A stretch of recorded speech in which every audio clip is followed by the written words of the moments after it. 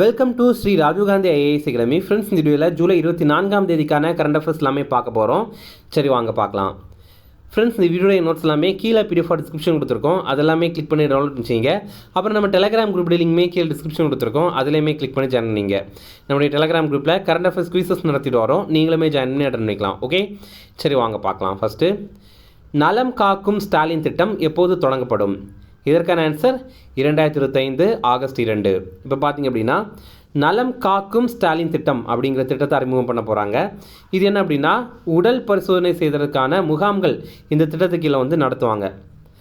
இந்த திட்டத்துக்கு கீழே தமிழ்நாடு முழுவதுமே 1556 முகாம்கள் வந்து நடத்த போகிறாங்க. இதில் சென்னையில் மட்டுமே 15 முகாம்கள் நடத்த போகிறாங்க. இதில் என்னென்ன பரிசோதனைகள் பண்ணுவாங்க அப்படின்னா, சர்க்கரை அளவு, அப்புறம் ரத்த அழுத்தம், எக்ஸ்ரே, இசிஜி இதெல்லாம் பரிசோதனை பண்ணுவாங்க. அதே மாதிரி காச நோய், தொழுநோய், புற்றுநோய் இந்த மாதிரி பரிசோதனைகளும் மேற்கொள்வாங்க. 15 உயர் சிறப்பு மருத்துவத்துறை ஆலோசனைகளும் இதன் அடிப்படையில் வந்து வழங்குவாங்க. அடுத்தது, குடியரசு துணைத் தலைவர் தேர்தல் குழுவில் இல்லாதவர் யார்? இதற்கான ஆன்சர் சட்டப்பேரவை உறுப்பினர்கள். இப்போ பார்த்திங்க அப்படின்னா, நம்ம இந்தியாவில் குடியரசு துணைத் தலைவரை தேர்வு பண்ணும்போது அதில் லோக்சபாவுடைய எம்பிஸ் இருப்பாங்க, ராஜ்யசபாவுடைய எம்பிஸ் இருப்பாங்க, அதே மாதிரி லோக்சபா, ராஜ்யசபா இதோடைய நியமன உறுப்பினர்களும் இருப்பாங்க. ஓகேவா? ஆனால் சட்டப்பேரவை உறுப்பினர்கள் மட்டும் இருக்க மாட்டாங்க, எம்எல்ஏ மட்டும் இருக்க மாட்டாங்க. அதை நம்ம தெரிஞ்சுக்கணும். ஓகே, இப்போது எதனால் இதை பற்றி பார்க்குறோம் அப்படின்னா, நம்ம இந்தியாவுடைய குடியரசு துணைத் தலைவராக இருந்த ஜெகதீப் தங்கர் அவர் வந்து இப்போ ராஜினாமா பண்ணிட்டார். அவர் ராஜினாமா கடிதத்தை குடியரசுத் தலைவருக்கு வந்து அனுப்பினார். மத்திய உள்துறை அமைச்சகம் இந்த ராஜினாமா அறிவிக்கையை வந்து அதிகாரப்பூர்வமாக வெளியிட்டிருக்காங்க. அப்போ ஆர்டிக்கல் 68(2) அது என்ன சொல்லுது அப்படின்னா, இறப்பு, ராஜினாமா, பதவி நீக்கம் இந்த மாதிரி காரணங்கள்னால இந்த குடியரசு துணைத் தலைவருடைய பணியிடம் வந்து காலியாக இருந்துச்சு அப்படின்னா தேர்தல் நடத்தணும் அப்படின்ற மாதிரி சொல்கிறாங்க.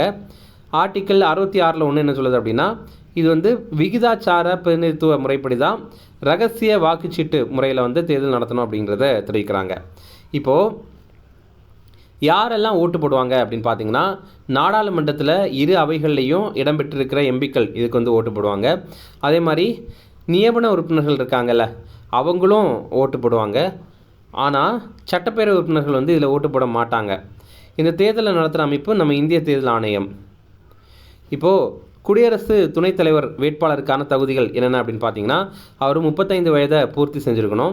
அதே மாதிரி மாநிலங்களவை உறுப்பினராக தேர்ந்தெடுக்கப்படுற தகுதி அவர்கிட்ட இருக்கணும். அதாவது ஒருத்தர் ராஜ்யசபா எம்பி ஆகணும் அப்படின்னா அவருக்கு என்னென்ன தகுதிகள் இருக்கணுமோ அதெல்லாம் இவர்கிட்டையும் இருக்கணும். அடுத்தது, மத்திய அரசு அல்லது மாநில அரசு இந்த மாதிரி ஆதாயம் தரும் பதவிகளில் வகிக்கிற நபராக இவர் இருக்கக்கூடாது அப்படிங்கிறத நம்ம தெரிஞ்சுக்கணும். ஃப்ரெண்ட்ஸ், நம்ம ராஜீவ்காந்தி ஐஏஎஸ் அகாடமியில் வரப்போகிற டிஎன்பிஎஸ்சி குரூப் 2, குரூப் 2A எக்ஸாமுக்கான இலவச கோச்சிங் வந்து நம்ம இன்ஸ்டியூட்டில் வந்து நடத்துகிறோம். நம்ம இன்ஸ்டியூட் பார்த்திங்க அப்படின்னா சென்னையில் அண்ணா நகரில் இருக்குது. நீங்கள் வந்து நேரடியாக வந்து இந்த இலவச கோச்சிங்கில் ஜாயின் பண்ணிக்கலாம். அல்லது நீங்கள் ஆன்லைனில் ஜாயின் பண்ணோம் அப்படின்னா ரொம்பவே குறைந்த கல்வி கட்டணம், வெறும் 5000 ரூபாய்க்கே நீங்கள் வந்து ஜாயின் பண்ணிக்கலாம். நம்ம இன்ஸ்டியூட்டில் TNPSC group 1 SSC exam, banking exam, Tamil Nadu police exam, Tamil Nadu SA exam இதற்கான கிளாஸுமே நடத்துகிறோம். இது தவிர நம்ம இன்ஸ்டியூட் சார்பில் பார்த்திங்கன்னா வரப்போகிற டிஎன்பிஎஸ்சி குரூப் 2, குரூப் 2A எக்ஸாமுக்காக இலவச மாதிரி தேர்வுகள் நம்ம தமிழ்நாடு முழுவதுமே ஒரு 3 முழு மாதிரி தேர்வுகள் வந்து நம்ம நடத்துகிறோம். அதுலேயுமே நீங்கள் ஜாயின் பண்ணிக்கலாம். அதே மாதிரி இந்த டிஎன்பிஎஸ்சி குரூப் 2, குரூப் 2Aக்குமே டெஸ்ட் பேட்சுமே நம்ம ஸ்டார்ட் பண்ணியிருக்கோம். அதுலேயுமே நீங்கள் ஜாயின் பண்ணிக்கலாம். ஓகே, அடுத்தது, மத்திய விளையாட்டுத்துறை அமைச்சர் யார்? இதற்கான ஆன்சர் மன்சுக் மாண்டவியா. இப்போ பார்த்திங்க அப்படின்னா, நம்ம இந்தியாவுடைய மத்திய விளையாட்டுத்துறை அமைச்சரான மன்சுக் மாண்டவியா இவர் தேசிய விளையாட்டு நிர்வாக சட்ட மசோதாவை வந்து அறிமுகம் பண்ணியிருக்காங்க. மக்களவையில் தாக்கல் பண்ணியிருக்காரு, லோக்சபாவில் தாக்கல் பண்ணியிருக்காரு. மத்திய விளையாட்டுத்துறை அமைச்சர் வந்து மன்சுக் மாண்டவியா. இப்போது இந்த தேசிய விளையாட்டு மசோதா இருக்குல்ல, நேஷ்னல் ஸ்போர்ட்ஸ் பில், இதோடைய சிறப்புகள் பார்த்திங்க அப்படின்னா, இதோடைய அடிப்படையில் தேசிய விளையாட்டு வாரியம் வந்து அமைக்க போகிறாங்க. அப்புறம் தேசிய விளையாட்டு தீர்ப்பாயமும் அமைக்க போகிறாங்க. அதே மாதிரி அங்கீகாரம் பெற்ற அனைத்து தேசிய விளையாட்டு அமைப்புகளும் தகவல் அறியும் உரிமை சட்டத்தின் கீழே வந்து கொண்டு வரப்படும். ஓகேவா? அதன்படி பார்க்கும்போது பிசிசிஐ இருக்குல்ல, நம்ம இந்தியாவில் கிரிக்கெட்டை நிர்வகிக்கிற அமைப்பு பிசிசிஐ, அந்த அமைப்பும் இந்த மத்திய அரசுடைய வரம்புக்குள்ளாடி வந்துடும். இதுவரைக்கும் சம்மேளனங்கள், அதாவது ஒவ்வொரு ஃபெடரேஷன்ஸ்லாம் இருக்குது. இப்போ ஹாக்கி ஃபெடரேஷன் இருக்குது, ஃபுட்பால் ஃபெடரேஷன்லாம் இருக்குல்ல, இதில் ஒருத்தங்க வந்து தலைவராகணும் அல்லது உறுப்பினர் ஆகணும் அப்படின்னா அந்த தேர்தலில் போட்டியிடணும்ல, அதற்கான அதிகபட்ச வயது வந்து 70 இருந்தது. ஆனால் இந்த மசோதாவின்படி அதோடைய அதிகபட்ச வயதாக 75 வந்து நிர்ணயம் பண்ணியிருக்காங்க. இப்போ நம்ம ஒன்றா பார்க்கலாம். தேசிய விளையாட்டு வாரியம் அமைக்க போகிறாங்க அப்படின்னு பார்த்துருந்தோம்ல, அது எப்படி இருக்கும் அப்படின்றத நம்ம தெரிஞ்சுக்கலாம். தேசிய விளையாட்டு வாரியம், நேஷனல் ஸ்போர்ட்ஸ் போர்டு, இது விளையாட்டுகளுக்கான தேசிய சங்கங்கள் நிறைய இருக்குல்ல, அதெல்லாம் முறையாக தான் இயங்குதா அப்படிங்கிறத கண்காணிக்கிறதுக்காக இந்த வாரியம் வந்து இருக்க போகுது. அதே மாதிரி அந்த சங்கங்களுடைய செயல்பாடுகள் இதெல்லாம் கண்காணிக்கிறதுக்காக இப்போ புதிதாக உருவாக்க போகிற இந்த வாரியத்துக்கு அந்த அதிகாரம் வந்து இருக்கும்.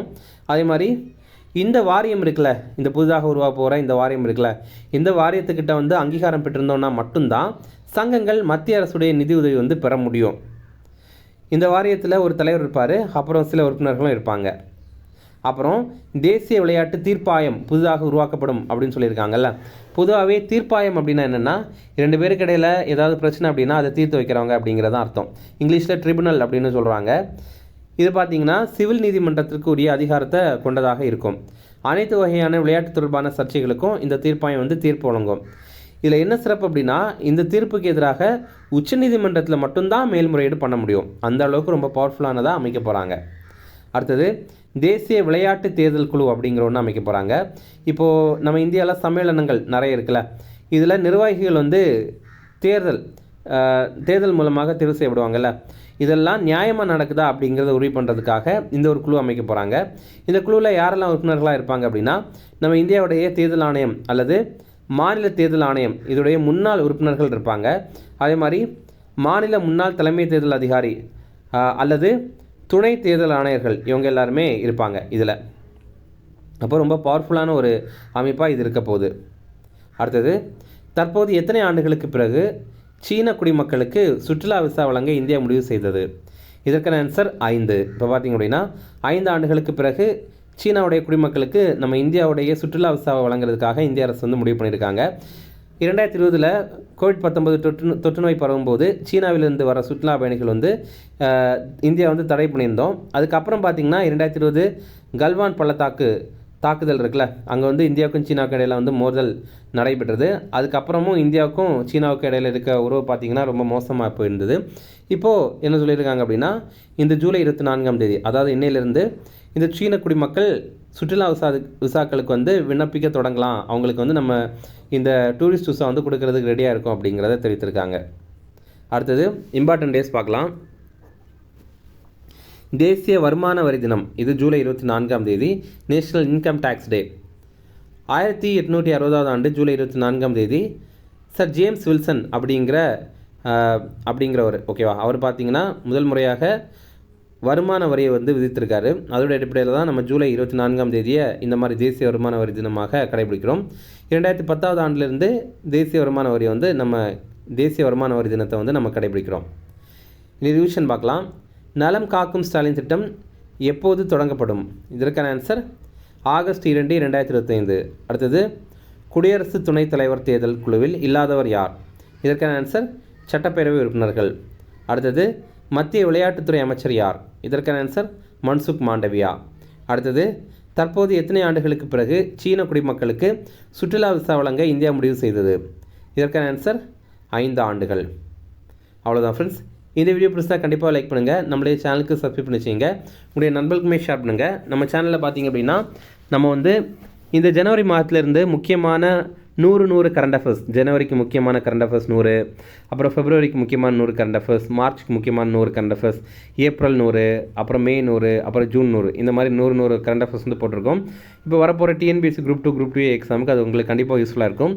அதுக்கான லிங்க் வந்து கீழே டிஸ்கிரிப்ஷன் கொடுத்துருக்கோம். அதே மாதிரி பார்த்தீங்கன்னா தமிழ்நாடு கவர்மெண்ட்டுடைய திட்டங்கள் எல்லாம் நம்ம வந்து வீடியோவாக போட்டிருக்கோம். அது நீங்கள் வந்து கீழே லிங்க் வந்து கிளிக் பண்ணி பாருங்கள். அதே மாதிரி பார்த்தீங்கன்னா மத்திய அரசுடைய திட்டங்கள் எல்லாமே சேர்த்து வீடியோவை போட்டிருக்கோம். அதேமாதிரி நீங்கள் லிங்கு கீழே கொடுத்துருக்கோம், கிளிக் பண்ணி பாருங்கள். உங்களுக்கு கண்டிப்பாக யூஸ்ஃபுல்லாக இருக்கும். இந்த வீடியோ பிடிச்சா கண்டிப்பாக ஒரே ஒரு லைக் மட்டும் போடுங்க. நீங்கள் போடுற அந்த ஒரு லைக் மட்டும்தான் நமக்கு ஒரு மோட்டிவேஷனாக இருக்கும். Okay, thank you.